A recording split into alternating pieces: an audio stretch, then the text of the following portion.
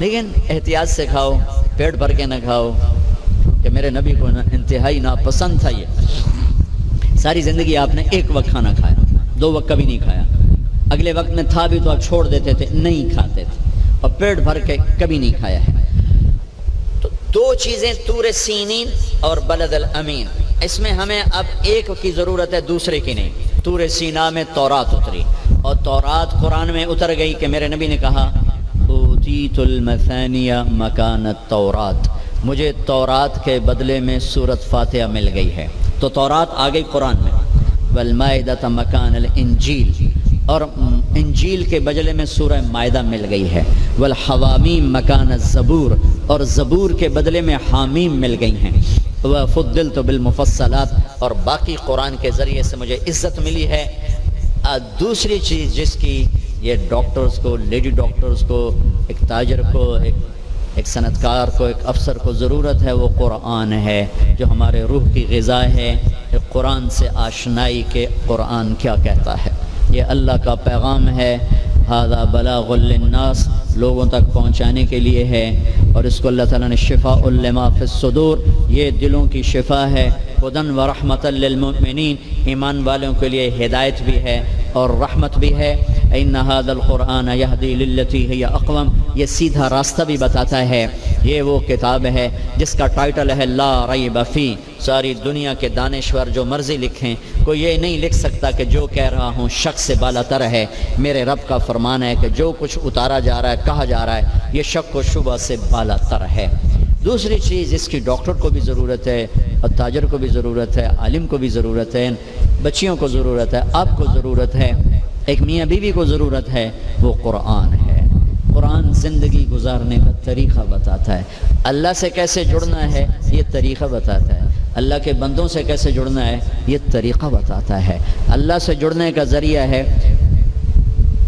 کبیرہ گناہوں سے بچنا، اتق المحارم تکن اعبد الناس، کبیرہ گناہوں سے بچو، اللہ کے عبادت گزار بن جاؤ گے۔ اللہ سے جڑنے کا ذریعہ ہے اس کی بندگی اور اطاعت، اور اس کے فرائض کا ادا کرنا۔ اس کے فرائض میں نماز سر فہرست ہے،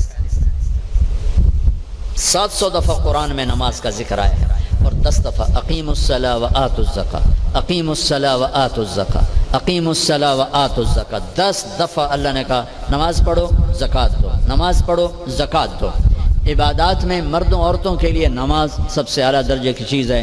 جعلت قرۃ عینی فی الصلاۃ، آپ کلاس لے رہے ہیں، نماز سر پہ آ گئی ہے، اب آپ مسجد کی طرف بھی جائیں، آپ کلینک میں بیٹھے ہیں، نماز کا وقت آ گیا ہے، آپ 10 منٹ کا وقفہ لیں اور اپنے اللہ کے سامنے سجدے میں سر رکھیں، پھر آپ اپنے کلینک پر آئیں۔ آپ آپریشن کر رہے ہیں، وہاں سے نکلنا مشکل ہے، آپ 10 منٹ بعد نماز پڑھ لیں، لیکن چھوڑنے کی گنجائش نہیں ہے۔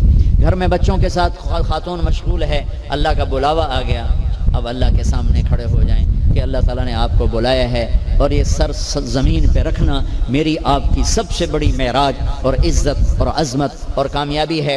اور میرے نبی کا دنیا سے جاتے ہوئے آخری پیغام تھا الصلاۃ، میری امت نماز نہ چھوڑنا۔ علی رضی اللہ تعالیٰ عنہ کو تیر لگا جنگ میں، اور تیر ران میں لگا، وہ ایسا کھب گیا کہ نکالیں تو نکلتا نہیں تھا، زور لگائیں تو درد ہوتا تھا، تو ان کا اسے چھوڑ دو۔ نماز کے لیے کھڑے ہو گئے، نماز کی نیت باندھ کے کھڑے ہو گئے، نماز شروع کر دی، تو انہوں نے نماز کے دوران تیر نکالا تو ان کے جسم میں اتنی جنبش بھی نہیں ہوئی۔ نماز کے بعد فرمانے لگے تیر کا کیا بنا؟ کہا جی نکال لیا، کہ مجھے تو کوئی پتہ نہیں چلا۔ عروہ بن زبیر رضی اللہ عنہ کے پاؤں کا وہ گینگرین ہوگی، گینگرین، تو وہ ڈاکٹروں نے کہا جی اب یہ کاٹنا پڑے گا، نہیں کاٹا تو آگے اوپر جائے گا سارا۔ ان کا ٹھیک ہے کاٹ دو، تو پھر آپ شراب پی لیں تاکہ آپ بے ہوش ہو جائیں، پھر ہم کاٹ دیں۔ فرمانے لگے کہ شراب اور ایمان ایک پیٹ میں جمع نہیں ہو سکتا، جس پیٹ میں شراب جاتی ہے اس سے ایمان نکل جاتا ہے۔ تو فرمایا میں ایسا کرتا ہوں، میں نماز شروع کرتا ہوں تو میرا پاؤں کاٹ دینا۔ تو بیٹھے اور ایک پاؤں ایسے پھیلا دیا اور نماز کی نیت باندھ کے بیٹھ گئے۔ تو انہوں نے نماز کے دوران ان کا پاؤں کاٹا، اس کی پٹی کی، اور ان کا جسم اتنا بھی نہیں ہلا، اتنا۔ سلام پھیرنے کے بعد کہنے لگے پاؤں کاٹ دیا؟ کہنے لگے جی کاٹ دیا۔ کہ مجھے تو پتہ نہیں چلا، کہ مجھے دکھاؤ کدھر ہے؟ انہوں نے کہا یہ ہے۔ تو اپنے پاؤں کو پکڑا اور یوں، اے اللہ تو گواہ ہے، میرا یہ پاؤں کبھی تیری نافرمانی میں ایک دفعہ بھی نہیں اٹھا، ایک قدم بھی اس پاؤں سے میں تیری نافرمانی میں نہیں چلتا۔ رابعہ بصری رحمۃ اللہ علیہ اپنے خامن سے فرماتی رات کو غسل کر کے کپڑے پہن کے خوشبو لگا کے کہ آپ کو میری ضرورت ہے؟ اگر وہ کہتے نہیں تو پھر کہتی مجھے اجازت ہے میں اپنے اللہ سے بات کر لوں؟ کہنے کہ ہاں اجازت ہے۔ پھر ساری رات سجدے میں گزر جاتی تھی اور نفلوں میں گزر جاتی تھی اور رونے دھونے میں گزر جاتی تھی۔ جوانی میں فوت ہو گئی 40 سال کی عمر میں۔ جب ان کا انتقال ہوا تو ایک خادمہ ساتھ تھی، اس سے فرمانے لگی دیکھو میں جب مر جاؤں نا تو مجھے راتوں رات دفن کرنا ہے، اور جس کرتے میں میں تہجد پڑھتی تھی وہ مجھے کفن دینا ہے اور کسی کو بتانا نہیں۔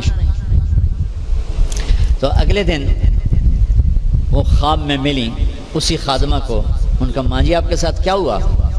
کہا منکر نکیر آئے تھے قبر میں، مجھ سے کہنے لگے من رب کی، تیرا رب کون ہے؟ تو میں نے کہا سبحان اللہ، 40 سال جسے نہ بھلا سکی 4 رات زمین کے اندر آ کے اسے بھول جاؤں گی؟ تو منکر نکیر کہنے لگے چلو اس کا حساب کیا لینا۔ تو انہوں نے بڑی خوبصورت پوشاک پہنی ہوئی تھی، کہا آپ کا تو کفن وہ تہجد والا کرتا تھا، یہ سبز ریشم کہاں سے آ گیا؟ کہ یہ سبز ریشم مجھے اللہ نے پہنایا ہے اور تہجد کا کرتا لپیٹ کے رکھ دیا گیا ہے، قیامت کا دن میرے اعمال کے اندر اس سے بھی تولا جائے گا، میرا وہ کرتا بھی تولا جائے گا جس میں وہ تہجد پڑھا کرتی تھی۔ تو اگر ہم تہجد نہیں پڑھتے کم از کم فرض نماز تو ہو جائے۔ کربلا قائم ہے اور انسانی تاریخ میں ایسے ظلم و ستم کی پہلی اور آخری داستان لکھی جا رہی ہے، اور زمین آسمان یہ منظر پہلی اور آخری دفعہ دیکھ رہے ہیں۔ اور ظہر کی نماز کا وقت ہوا تو امام حسین علی مقام نے اپنے ایک ساتھی سے فرمایا کہ زہیر سے فرمایا کہ یہ شمر سے کہو ہمیں نماز پڑھنے دے، تھوڑی دیر جنگ روکی۔ تو انہیں آگے بڑھ کر کہا کہ تھوڑی دیر کے رک جاؤ ہمیں نماز پڑھنے دو۔ تو شمر نے کہا کہ ہم جنگ نہیں روکیں گے، تمہیں قتل کریں گے ہر حال میں۔ انہوں نے واپس آ کر کہا جی وہ کہتے ہیں کہ ہم ہر حال میں قتل کریں گے۔ ان کا قتل تو ہونا ہی ہے، نماز تو نہیں چھوڑ سکتی۔ تو آدھوں کو فرمایا نماز پڑھو اور آدھوں کو کہا تم جنگ کرو، اس خوفناک گھڑی میں بھی نماز نہیں چھوڑ۔ مجھے میرے رب کی قسم اگر امام عالی مقام نماز چھوڑ دیتے ان کو کوئی فرق نہیں پڑنا تھا، لیکن یہ فیصل آباد کے ڈاکٹروں کو پیغام ادھورا جانا تھا کہ ویلے کا ویلے چھوڑی جا سکتی ہے۔ یہ پیغام دیا کہ زیر خنجر بھی یہ پیغام سنایا ہم نے کہ کسی حال میں سجدہ نہیں چھوڑا جا سکتا۔ میرے عزیزو بڑے درد سے کہتا ہوں ہمارے 10% سے زیادہ نمازی نہیں ہیں، 90% مسلمان نماز چھوڑ چکے۔ اور جب آدمی سجدے میں سر رکھتا ہے تو اللہ کی قسم تحت الثری تک زمین ٹھنڈی ہو جاتی ہے اور زمین کے دوسرے ٹکڑوں پر فخر کرتے کہ دیکھو میرے اوپر سبحان رب اعلی کے نغمے گائے گئے ہیں اور میرے اوپر